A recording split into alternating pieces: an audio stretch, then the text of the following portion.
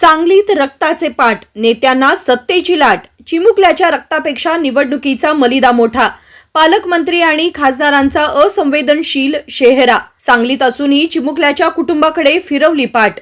सांगलीकरांनो, डोळे उघडून बघा. ज्या नेत्यांना तुम्ही डोक्यावर बसवलं, ज्यांना निवडून दिलं, ते आज कुठे आहेत?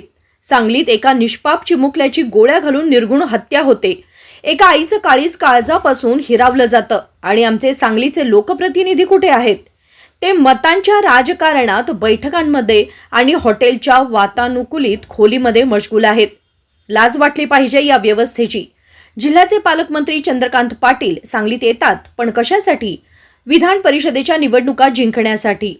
हॉटेल सयाजीमध्ये आलिशान बैठका घ्यायला पालकमंत्र्यांना वेळ आहे, पण ज्या निष्पाप मुलाचा बळी गेला त्याच्या गरीबाच्या घरी जाऊन सांत्वन करायला, त्या माऊलीचे आसू पुसायला पालकमंत्र्यांकडे 5 मिनिटाचा वेळ नाही. सत्ता इतकी आंधळी झाली आहे का की तुम्हाला रक्ताच्या थारोळ्यात पडलेला तो चिमुकला दिसलाच नाही?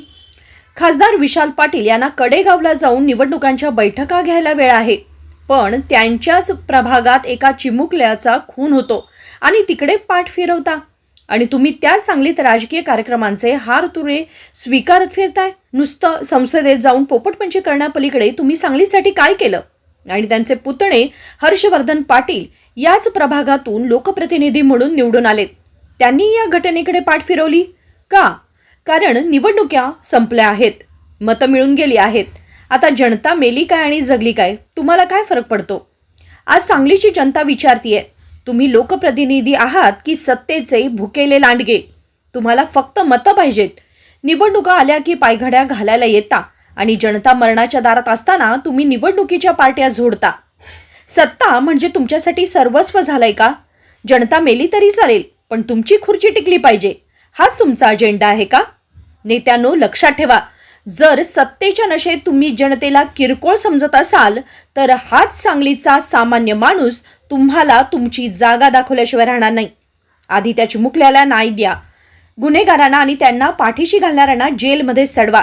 नाहीतर सांगलीची जनता तुम्हाला तुमच्याच राजकीय कार्यक्रमात जाब विचारल्याशिवाय शांत बसणार नाही. कायदा सुव्यवस्थेची परिस्थिती बिघडलेली आहे. विरोधक असतील किंवा सत्ताधारी असतील, निवडणुकीच्या वेळेला मात्र यांना कायदा सुव्यवस्था आणि भय व नशामुक्त समाज पाहिजे असतो.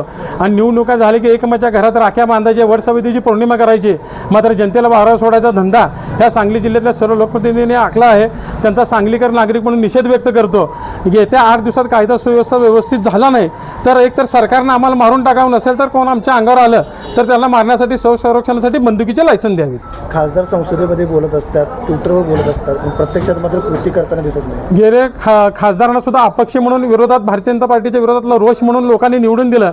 मात्र 2 वर्ष संसदेत बोलण्याच्या पलीकडं पोपटपंचीशिवाय काही दिसत नाही. 2 वर्ष तुम्ही संसदेत भाषणं केली, मात्र त्याचा सांगली लोकसभेत काय परिणाम झाला आहे? त्यांच्या वार्डात ते राहतात त्या परिसरात त्या मुलाचा बळी गेला आहे. या बाबतीत खासदार बोलणार आहेत का फक्त सत्ताधाऱ्यांचे हात मिळवून गप बसणार आहेत? पालकमंत्र्यांची काय भूमिका आहे? पालकमंत्री विधान परिषदेच्या निवडणुकीत आहेत. आता ते अधिकाऱ्यांना एक सिंगल कॅडबरी देतात. माझं आजच्या ह्या तुमच्या माध्यमातून आव्हान आहे, त्यांनी आता एवढं चांगलं काम केलं तर तुम्ही आता सिंगल कॅडबरी देता, बॉक्सने त्यांना कॅडबरी द्यावी. लागत असेल तर मी एक ट्रक पालकमंत्र्यांना कॅडबरी पाठवतो. Bureau report, SBN Marathi, Sangli.